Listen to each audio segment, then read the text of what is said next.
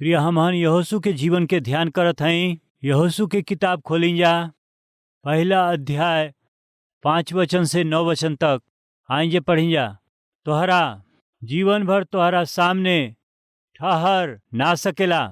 जैसे हम मूसा के साथ रहली वैसे ही हम तोहरा साथे रहब, और ना तो हम तोके धोखा देब और ना तो तोहरा के छोड़ब।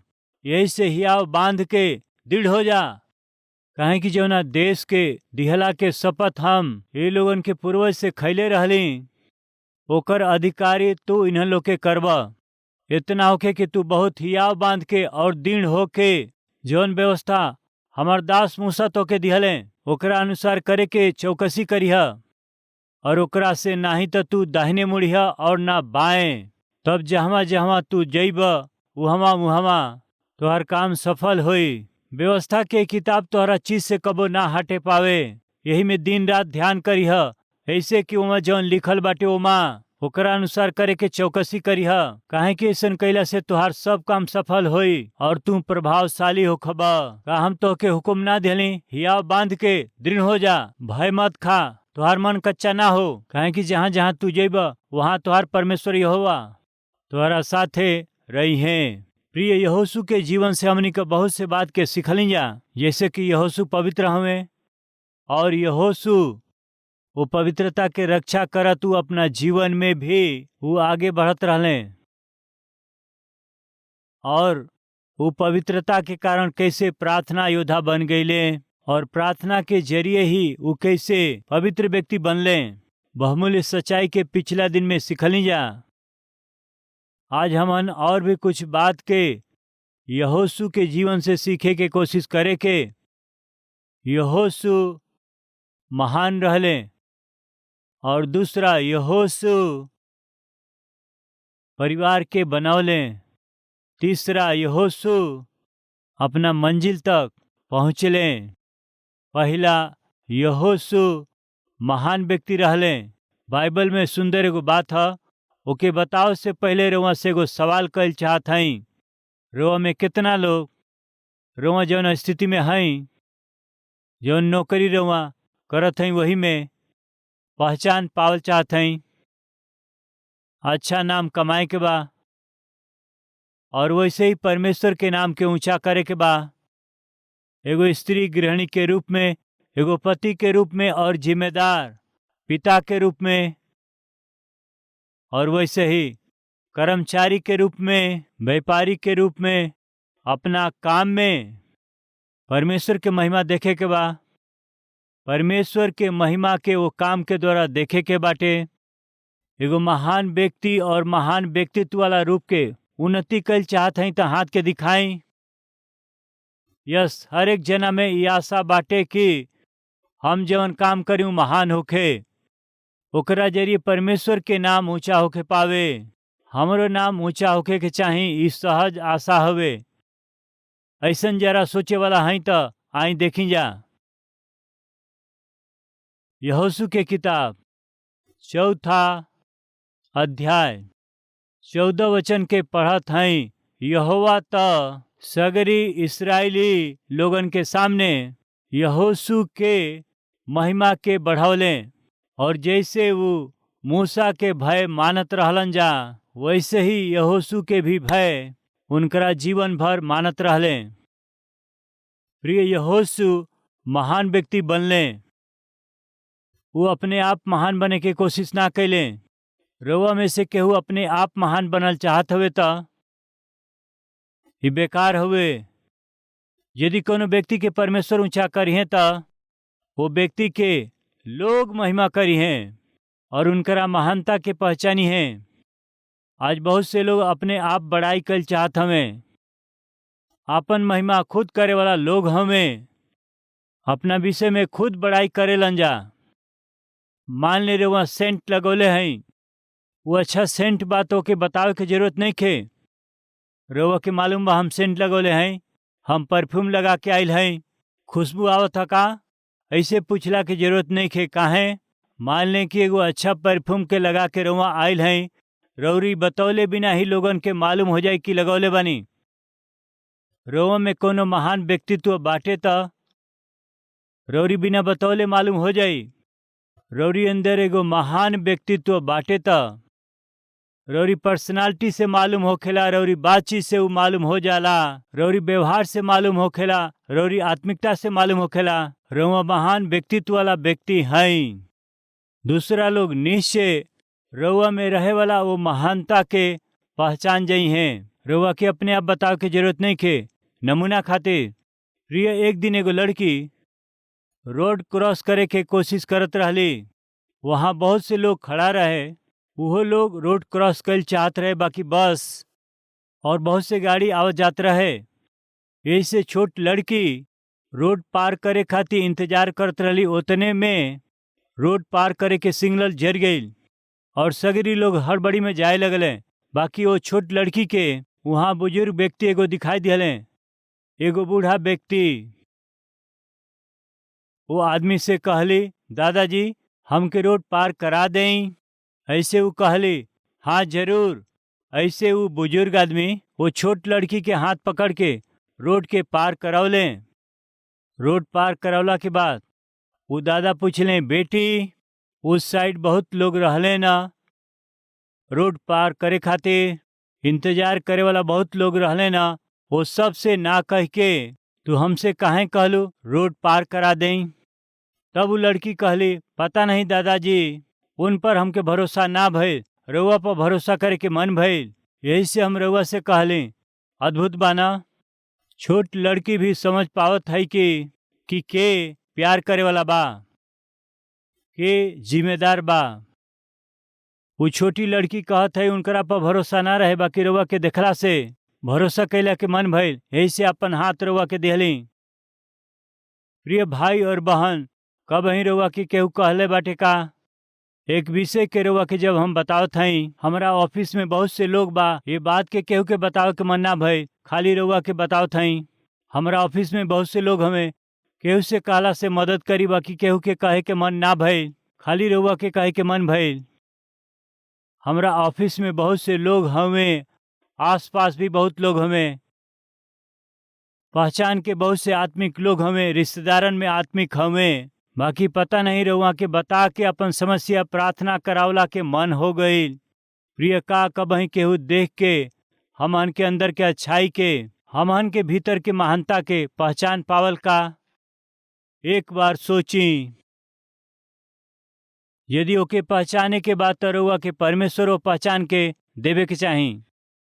परमेश्वर वो पहचान ना दी है तो रउआ अपना पहचान खातिर कुछ भी कर लें, तबो पहचान रउआ के बिल्कुल ना मिल पाए।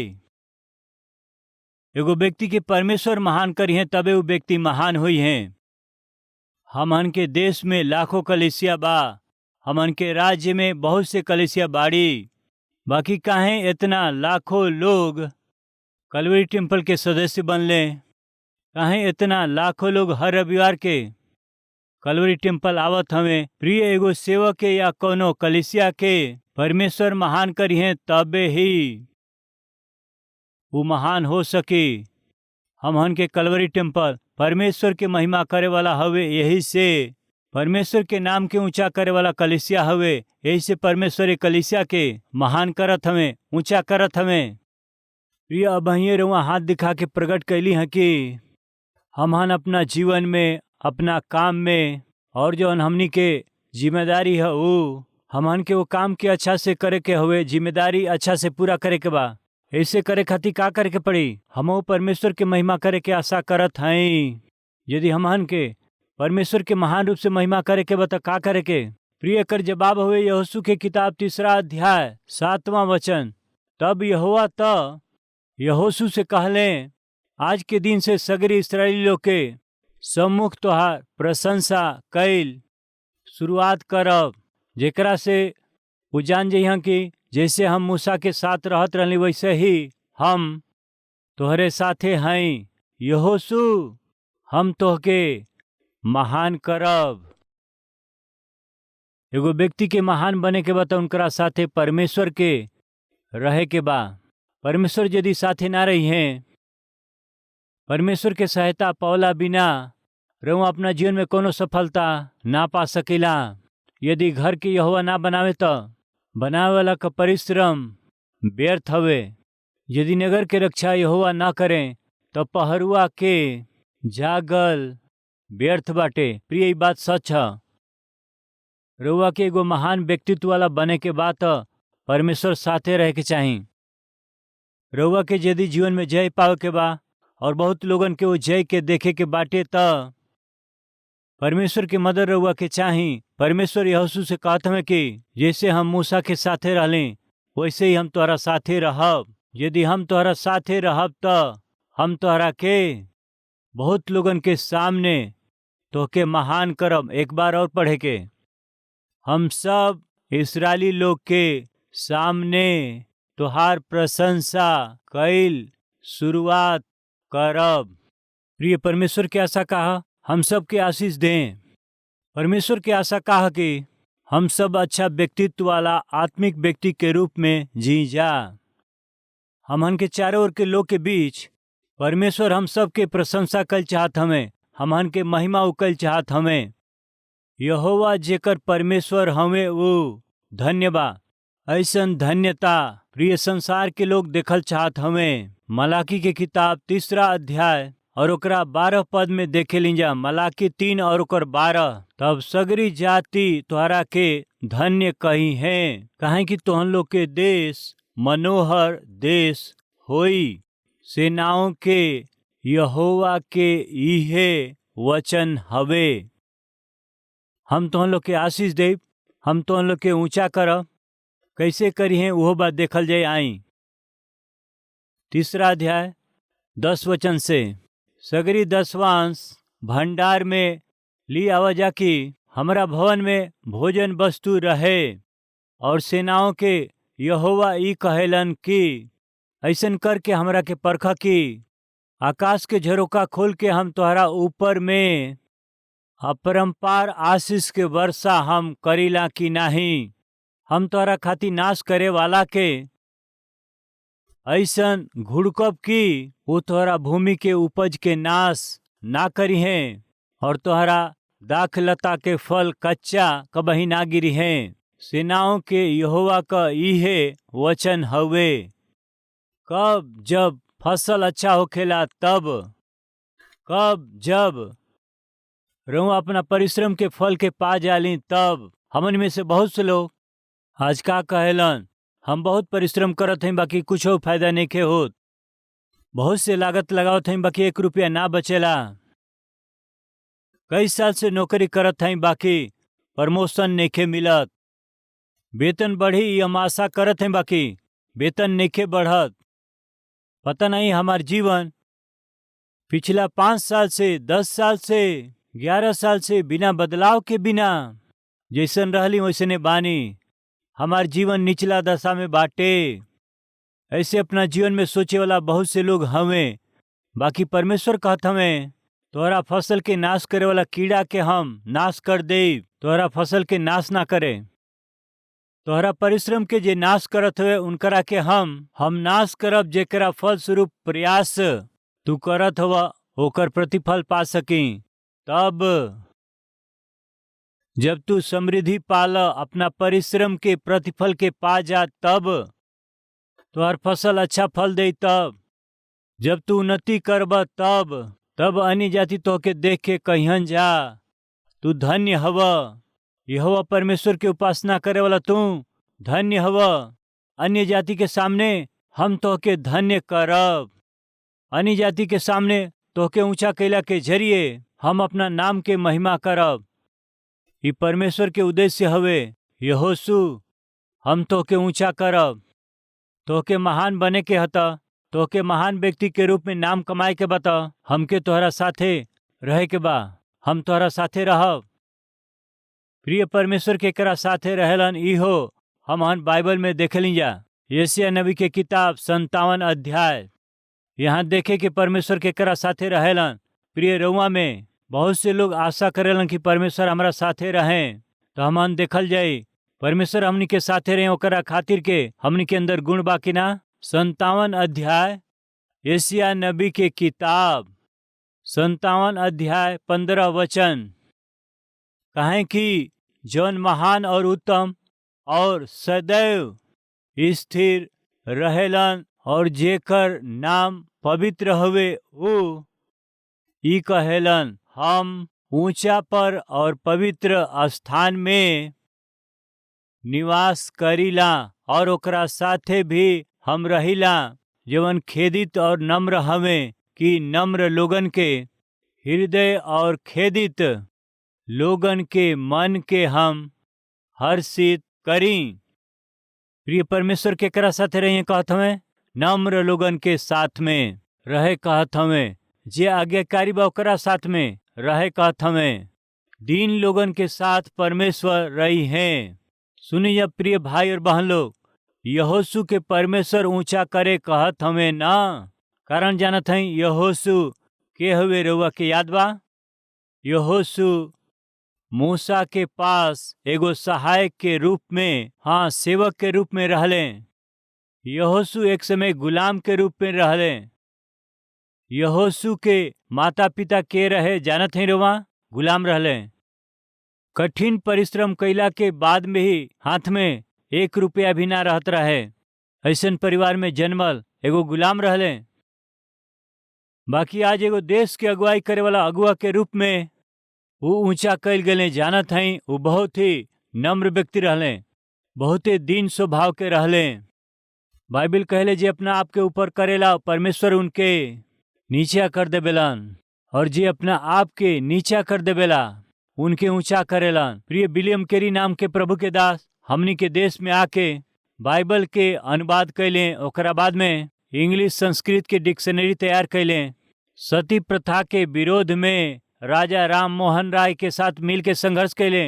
हिंदी इंग्लिश डिक्शनरी के भी हमहन के देश में अनुवाद कैले, और उतने ही ना ही बाइबिल के लगभग 42 भाषा से अधिक भाषा में अनुवाद करौले। भारत देश में पहली बार प्रिंटिंग प्रेस के लिए आवे वाला विलियम कैरी रहले। हमनी के भारत देश में बैंकिंग सिस्टम बा, ये बैंकिंग सिस्टम के पहली बार हमनी के देश में लिया वाला विलियम कैरी रहले। उनकरा कैल गई सेवा के ध्यान में रख के इंडियन पोस्टल डिपार्टमेंट वाला पोस्टल स्टैम्प भी विलियम कैरी के नाम से जारी कैले।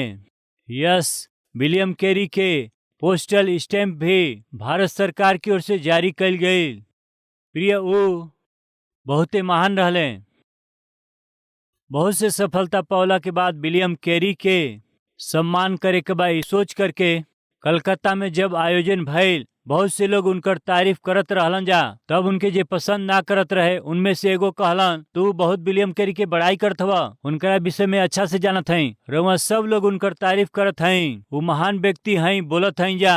असली में वो काम का करत रहले जानत हई? वो काम का करत रहले जानत हई का? वो जूता बनावे के काम करत रहले, चप्पल जूता बनावत रहले। ये चप्पल जूता बनावाला व्यक्ति के तो हम लोग सिर पर बैठा के इनकर बड़ाई करत हुआ जा, ये रहे उनकर काम। प्रिय यह तरह जब सब लोग उनकर आदर और सम्मान करत रहे तो ये व्यक्ति उठ के विलियम कैरी के विषय में नीचे करके बात कैले। सबके बोलला के बाद विलियम कैरी जी अभिनंदन करके सबसे कहले, रउआ लोग से एगो विशेष विनती हवे। उ का हवे कि हमार प्रिय भाई हमरा विषय में जवन हम जूता बनाए वाला चप्पल बनाए वाला ऐसे वो बतौले तो उनके हमरा बारे में जानकारी नहीं खे। हम जूता या चप्पल बनाए वाला व्यक्ति ना हई। प्रिय, हम फाटल चप्पल और पुराना जूता पर पॉलिश करे वाला व्यक्ति रहली। हम नया जूता बना सके ऐसा महान व्यक्ति ना रहली। रउआ के कुछ समझ में आई? ई जूता बनाए वाला चप्पल बनाए वाला कह के नीचे बताओ से उ कहलन, हम जूता बनाए वाला व्यक्ति ना है। फिर फाटल चप्पल के हम सिए वाला रहली। कहीं परमेश्वर विलियम कैरी के इतना महान कैले जानत हई? वो नम्र व्यक्ति रहले। मान ले रउआ अपना मित्र के साथ जात हई, और मित्र परिचय करा के रहो, ये हमार मित्र हमें, बीकॉम फर्स्ट क्लास हमें, ऐसे कहें ऑलरेडी और बीकॉम हो गई बा, एमकॉम हो गई बा, इना बतौले ये बीकॉम हमें जी। अरे बीकॉम नहीं एमकॉम हो गई।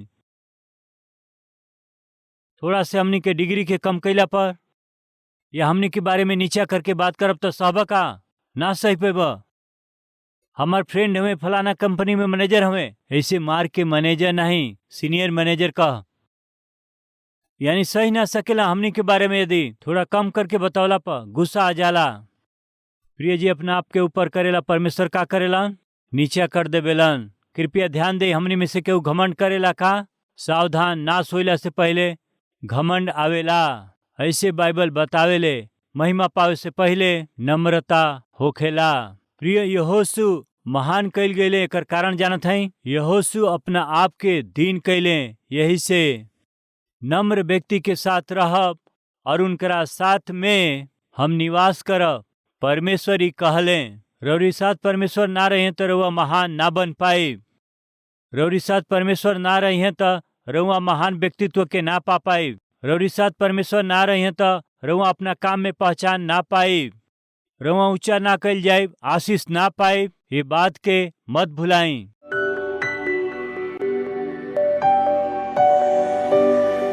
पवित्र परमेश्वर पिता सीधा और साफ रीति से बात कैली। रौरी साथ के बिना केहू महान ना बन सकी, पहचान ना बना पाई। यही से वचन के सुने वालन के साथे रउआ रही। रउआ हमनी के साथे रह के करे वाला हर काम के सफल करके लोगन के बीच में हमहन आशीष पावला जैसे उन्नति कर सकी सहायता करी। पिता, हमहन योग्य ना है। यहोशू जौन तरस पावले हमनों के पाव के बा, जैसे यहोशू अंतिम सांस तक भरोसा से जियले, प्रतिज्ञा के देश में गईले, ऐसन जीवन दें पिताजी। संपूर्ण रीति से हमेशा आज्ञाकारी रही, ऐसन जीवन दें। यीशु मसीह के नाम से मांगत हैं पिताजी, आमीन।